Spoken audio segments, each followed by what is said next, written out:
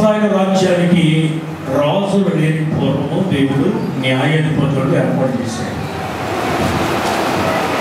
13 న్యాయాధిపతులు కనపడతారు న్యాయాధిపతుల గ్రంథంలో. అందులో యెఫ్తా 9వ వాడు. ఇతడు ఎన్నిక లేనివాడు, వేశ్య కుమారుడు. యెఫ్తా తండ్రి గిలాదు, అతని ముందు గిలాదు న్యాయాధిపతి.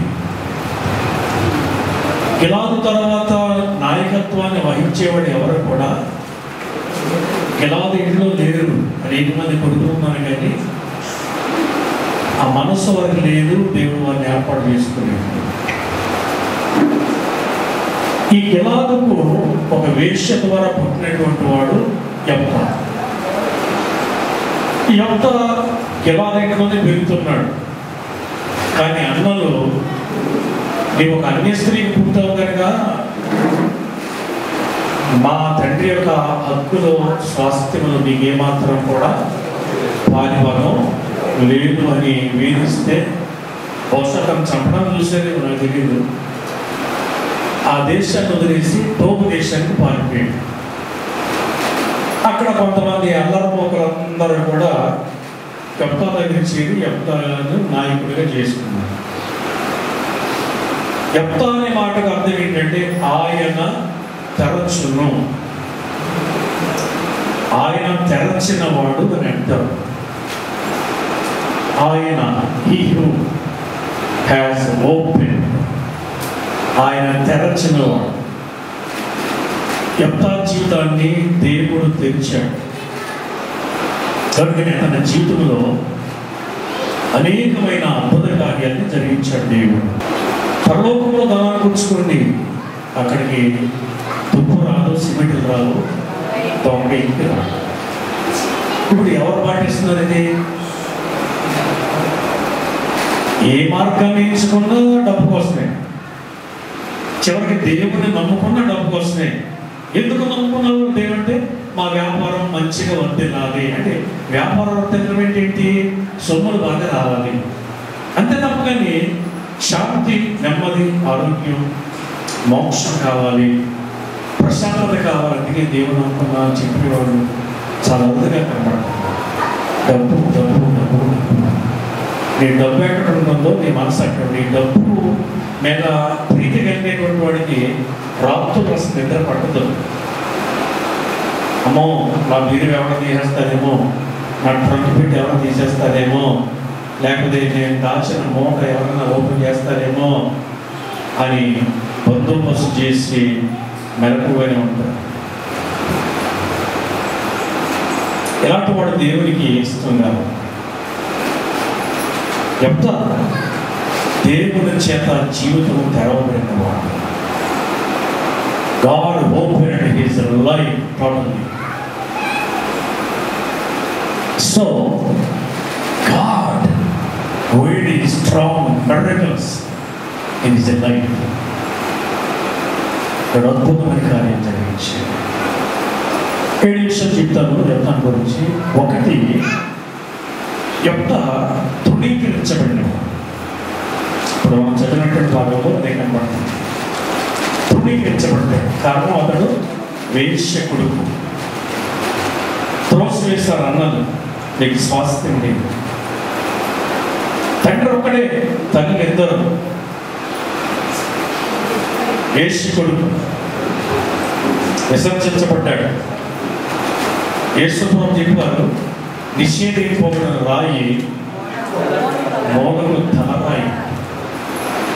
నిషేధింపబడిన రాయి మోగము తలరాయి. నిషేధించబడినటువంటి యెఫ్తా దేవుని చేత తలరాయిగా మూలరాయిగా చేయబడ్డాడు. దేవుని స్తోత్రం. చిన్నతనంలో నేను అలా చిన్నగా స్నేహితులతో తిరుగుతున్నప్పుడు కూడా మా తల్లిదండ్రులు అందరూ అనుకున్నారు, ఈడు గాలి వెళ్తున్నాడు, ఎందుకు పనికిరాడు, వీడు పరిమాణుడు అయిపోయాడు, చదువు సంజయ్ మానేశాడు, ఎవరికి ఎందుకు పనికి వస్తాడు, అల్లాని అందరికీ గొడవలు అందరినీ కొట్టడం జరుగుతుంది. అలాంటిది దేవుడు నన్ను ఎన్నుకున్నాడు. దేవుడు స్తోత్రం. హల్లెలూయా. యెఫ్తా ఎన్నిక లేనివాడు, ధృవీకరించబడినవాడు, నిషేధించబడిన రాయి మోదకు తలరాయి. కొరింథీయులకు రాసిన పత్రిక 1వ అధ్యాయము 29వ వచనంలో ఏమో తెలుసా? పౌలు అంటాడు, ఎన్నికైన వారిని వ్యర్థము చేయటకు లోకములో నీచులైన వారిని, తృణీకరించబడిన వారిని, ఎన్నిక లేని వారిని దేవుడు ఏర్పరచుకున్నాడు. ఇది ఒక్క సరిపోతుంది, నాకు సరిపోతుంది. ఈ రోజు నీకు దేవుని స్థితినిచ్చాడంటే నీవేదో గొప్పదాని కానా, నువ్వు గొప్పవాడు కానా, నువ్వు లోకానికి పనికిరావు కాబట్టి దేవుడిని పనికొచ్చావు. దేవుడిని ఏర్పాటు చేసుకుని ఈ రోజున ఈ దేవుని మందిరంలో ఆయనని మా సింహాసనం మీద కూర్చుని పెట్టాడు. విశ్వాస వీరుడు చెప్తాడు. ఈ రోజున అపవాది ద్వారా కలుగుతున్నటువంటి అపనిర్దలను, అపజయాన్ని ఎదుర్కోవడానికి మనకు శక్తి లేదు. కారణం ఏంటి? విశ్వాసం లేదు మనకు. విశ్వాసం అంటే దేవుని వెనకపెట్టం కదా, విశ్వాసం అంటే ఆరాధన వెనకపెట్టం కదా, విశ్వాసం అంటే భక్తి మార్గాన్ని విడిచిపెట్టం కదా, విశ్వాసం ఉంటే దేవుని సన్నిధి నాకు కావాలి, దేవుని వాక్యం నాకు కావాలి, ఎన్ని పనులున్నా దేవుడి సన్నిధి నేను వెళ్ళాలనేటువంటి ఆశ ఉంటుంది.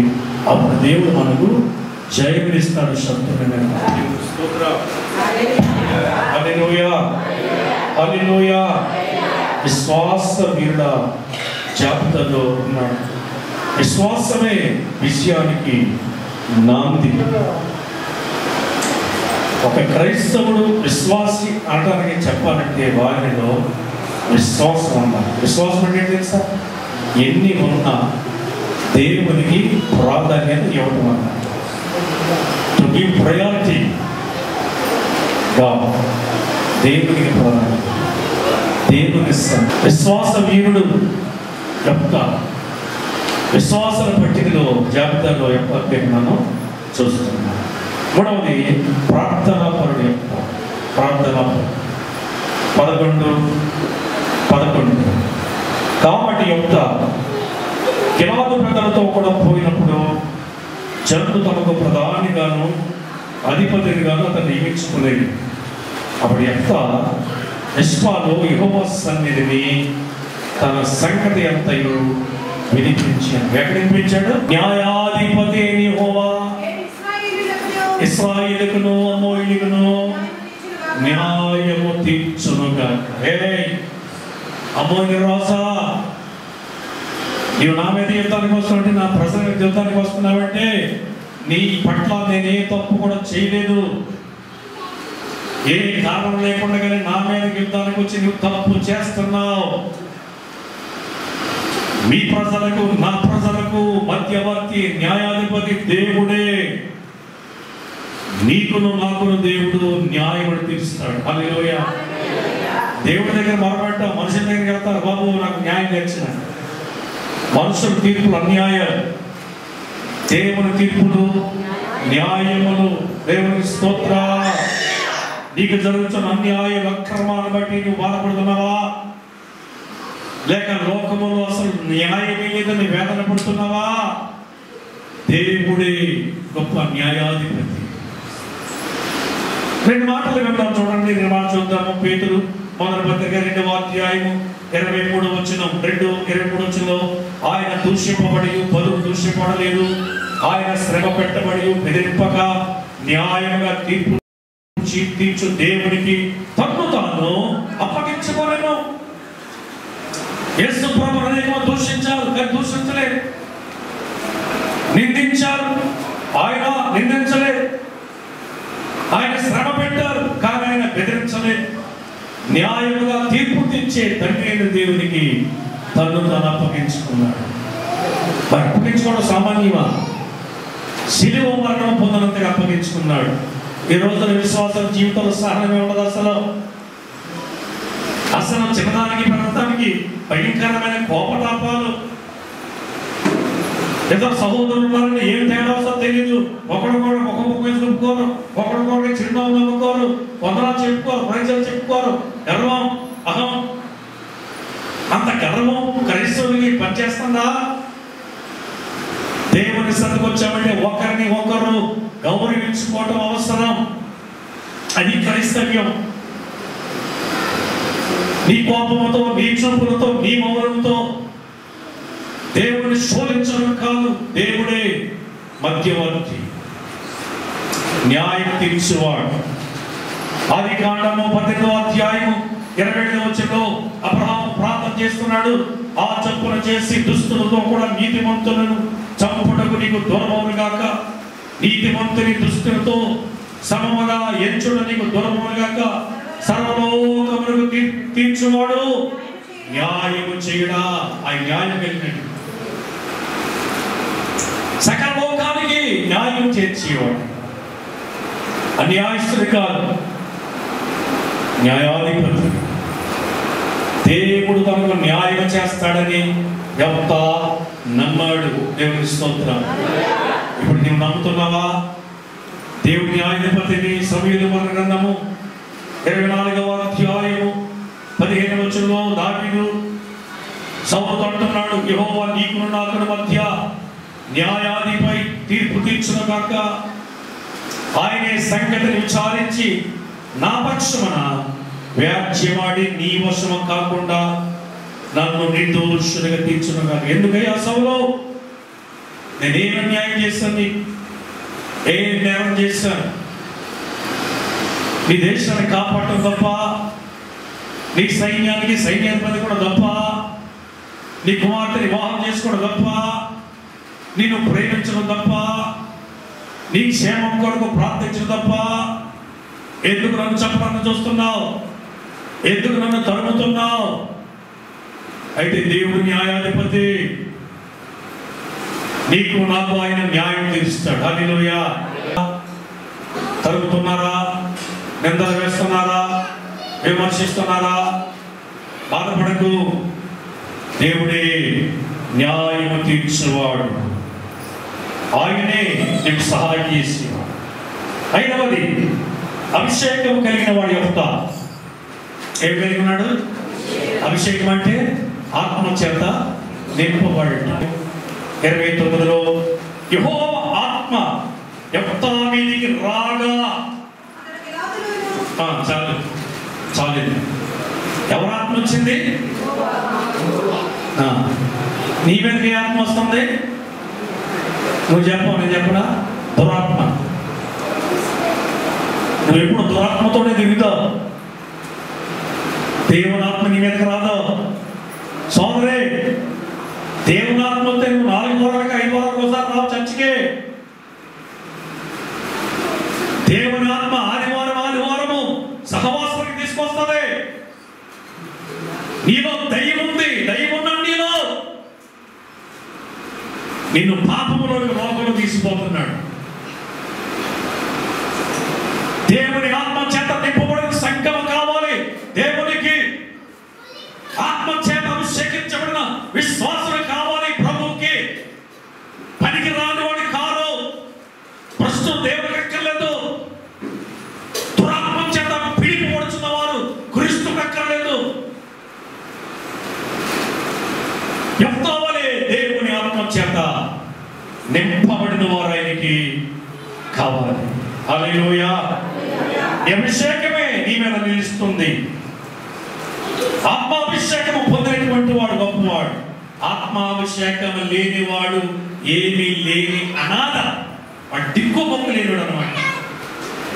దేవుని ఆత్మ చేత అభిషేకించబడ్డవాడు, దేవుని ఆత్మ అంటే తెలియనివాడు, దేవుని ప్రేమ ఎరగనవాడు, దేవుని సన్నిధి, దేవుని వాక్యము విలువని ఎరగనవాడు, అనాథులు, పనికి మాలినవాడు. చెప్తానట్టు వాడు ఆత్మాభిషేకము కలిగిన సంఘంలో ప్రతి నాయకుడు, ప్రతి విశ్వాసి ఆత్మాభిషేకము కలిగి ఉండాలని దేవుడు కోరుతున్నాడు. హల్లెలూయా, హల్లెలూయా.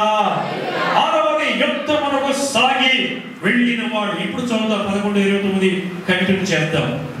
ఏం చేశాడు? యుద్ధానికి సాగిన వాడు. దేవుని ఆత్మ యుద్ధం మీదకి రాగా అతడు గిలాదులోను మనష్షేలోను సంచరించు. గిలాదు మిష్పేలో సంచరించి కిలాది విస్పో నుండి అమ్మోనియ వరకు సాగేమో. దేవుడా శోధన వేదన ఉంచుకొచ్చినప్పుడు సాగిపోవడానికి బదులు ఆగిపోతున్నారు మీరు. సాగుట సాగుట అనే మాట ఆత్మీయ అభివృద్ధికి సూచన. ఇట్స్ ఏ సిగ్నిఫికెంట్ స్పిరిచువల్ గ్రోతింగ్. సాగుట అంటే ఆత్మీయ ఎదుగుదలకు అభివృద్ధికి గుర్తు. ఆత్మీయ జీవితంలో ఎదగటం. ఆత్మీయ జీవితంలో ఎదగటం అంటే ఏంటి? పాటలు పాడుకోవటం, వాక్యం చదువుకోవటం, ప్రార్థన చేసుకోవటం, భక్తిగా ఉండటము, ప్రతి దేవుని కార్యానికి నమ్మకంగా సహవాసం. అది దట్ ఈస్ స్పిరిచువల్ లైఫ్. అంతేగాని గుర్తొచ్చినప్పుడు ఎప్పుడో కాగి కూసినప్పుడు మనకి ఇష్టం వచ్చినప్పుడు ఎప్పుడో వెళదాము. ప్రత్యక్షతం అంటే అది పరికమాన బుద్ధి, అది మార్పు లేని బుద్ధి. మార్పు చెందిన వాళ్ళు, ఆత్మీయ జీవితం ఎదిగే వాళ్ళు దేవుని కార్యాన్ని అలక్ష్యం చేయరు. అది స్త్రీ అయిన పురుషుడైనా సరే. సాగుట సాగుట. యెఫ్తా ఏం చేశాడు? సాగెను. కానీ మనం మారిపోతున్నాం. సాగుట ఎదుగుదలకు అసలైనటువంటి ప్రతీక. ఎదగాలి, సాగిపోవాలి. నిర్గమకాండము 14వ అధ్యాయం 15వ వచనం. 14:15 అంతలో యెహోవా మోషేతో నీవేళ నాకు మొరపెట్టుచున్నావు, సాగిపోవుడి అని ఇశ్రాయేలుతో చెప్పు. అంతే. మోషే నాయకుడు ఆటంకాలు అమచేపోస్తుంది, ఆగిపోయాడు, మొరపెడుతున్నాడు. మోషే ఎందుకు మొరపెడుతున్నావు? ఎందుకు కన్నీరు విడుస్తున్నావు? ఎందుకు ఏడుస్తున్నావు? నీ ప్రజలతో చెప్పు, సాగిపోవు. దేవుడు అంటున్నాడు, ఈ సంఘంతో చెప్పమంటున్నాడు సాగిపోండి అని. కానీ ఈ సంఘం అంటది నేను సాగను, ఆగిపోతా. నువ్వు ఆగిపోతున్నావు కనుక నీ జీవితం ప్రస్తుతంలో ముగి ఉంది. అది నీకు అర్థం అవడం లేదు. కొంచెం కూడా భక్తి లేదు. అంత పాపమే, ప్రస్తుతత్వమే. నీ కుటుంబంలో శాంతి లేదు, నీ బిడ్డలకు భక్తి లేదు, విశ్వాసము లేదు, పేరుకు మాత్రం క్రీస్తు బిడ్డమే. నువ్వు ఆగిపోయావు అనేక నాపేస్తున్నావు. అందుకే సంఘం ఎలా తయారీ? సాగిపోట బుద్ధి ఉన్న సంఘం విశ్వాస జీవితంలో సాగిపోతే అనేక మంది వెంబడిస్తారు. ఆగిపోయేవాడు ఎవడన్నా వెంబడిస్తాడా? నువ్వు ఆగిపోతే ఎవడన్నా నీ వెనకాల వస్తాడా? నువ్వు సాగాలి కదా, అది సాగుతున్నావా? ఎంత బోధన చేస్తున్నా నీ బుద్ధి ఏమో మారుతుందా? నీ గుండెలను పుంచుకుంటుందా? నీ మనసులను మార్చుకుంటావా? నా మార్చుకో. నువ్వు ప్రస్తుతంలో ఉన్నావు, నీకు అదే అలవాటు. దేవుడు సాగడానికి ఇష్టపడ్డాడు. యెఫ్తా సాగిపోయి. హల్లెలూయా. యెఫ్తా మొక్కుబడి చేసుకున్నాడు. మరి అది అనాలోచనగా చేశాడో ఏంటో నాకు తెలియదు. నేను అమ్మోయిని జయించి జయించడం తిరిగి వస్తే నా పట్టణంలో చనలేదు, నా ఇంటి ద్వారబంధములో నుండి ఏదైతే నాకు ఎదురుగా వస్తుందో దానిని నీకు దహన బలిగా ఇస్తాను. ఇది వచ్చింది, విజయం వచ్చింది. 20 పట్టణాలని నాశనం చేశాడు. జయోత్సాహంతో తిరిగి వస్తున్నాడు యెఫ్తా. యెఫ్తాకు కొడుకులు లేరు, ఒకే ఒక కూతురు. తండ్రి విజయాన్ని సంబరం చేసుకోవడానికి, స్వాగతం పడటానికి పంపును చేత పట్టుకుని నాట్యం చేసుకుంటూ తండ్రికి ఎదురుగా వచ్చింది. అయ్యో నా కుమారి, నేను దేవుని మొక్కుకున్నాను, ఇప్పుడు నేను ఏం చేస్తాను అని తండ్రి ఏడ్చాడు. అర్థమైంది కూతురికి. తండ్రి దేవుని మొక్కుకున్నావా? నేను భయపడను, నిరుడు చెల్లించుకో. మంచిది. నీ శత్రువులను దేవుడు నీ చేతికి, శత్రువులను దేవుడు నీ చేతికి అప్పగించాడు. అయితే నా కన్యాత్వం కొరకు 2 నెలలు నా చెలికతులతో కలిసి పండుగ మీద వెలిపించడానికి నాకు అవకాశం ఇవ్వమన్నాడు. తనకు అవకాశం ఇచ్చాడు. 2 నెలలు కన్యాత్వం కొరకే విలపించింది, ప్రార్థించింది. తర్వాత తండ్రి దగ్గరకు వచ్చింది. తండ్రి దేవునికి మొక్కుకున్న ప్రకారంగా తన కుమార్తెను దేవునికి దహన బలి అర్పించాడు. ఏమిచ్చాడు? మొక్కుకున్నాడు. ప్రసంగి గ్రంథం 5వ అధ్యాయం 4వ వచనం తెలుసా? నీవు దేవునికి మొక్కుబడి చేసుకున్న ఎడల దాన్ని చెల్లించేటట్టు. కొంతమంది చాలా చేస్తారు, 5 మందికి ఒకసారి చేస్తాను చెయ్యి. క్రైస్తవుడు మాట తప్పనవాడే ఉంటాడు. నువ్వు మొక్కుబడి చేసుకుంటే దాన్ని చెల్లించడానికి ఆలస్యం చేయాలి. బుద్ధిహీనుల వలె మీరు ఉండకూడదు. మొక్కుకొని చెల్లించకుండా ఉండే కంటే మొక్కుకుండా ఉండడమే మంచిది. అలా చేయడం ద్వారా నీ దేహానికి రోగం వస్తుందంట. చాలా మంది శరీరాల్లో రోగాలు ఎందుకు తెలుసా? దానికి కారణం బైబిల్ చెప్తుంది. దేవునికి ఇవ్వవలసిన రీతిగా ఇవ్వకపోవడం. తండ్రి వందనాలు చెల్లిస్తున్నా. మాతో మాట్లాడారు, యెఫ్తాను గురించి బోధించారు. యెఫ్తా జీవితంలో 7 పాఠాలు మేము విన్నాం ప్రభా. ఆరంభంతో వేదనతో వాక్యం బోధించాం. కానీ సంఘంలో చాలా మంది మార్పులు ఇవ్వడం, హృదయం వ్యక్తి మెత్తని కాదు, హృదయాలు మూయబడ్డాయి. తెరవరు, వాక్యానికి చోటెవరు, వాక్యానికి లోబడరు, తిరుగుబాటు చేసే స్వభావం కలిగినటువంటి వారు. వాళ్ళతో మాట్లాడండి, మార్క్స్ ఎప్పుడైనా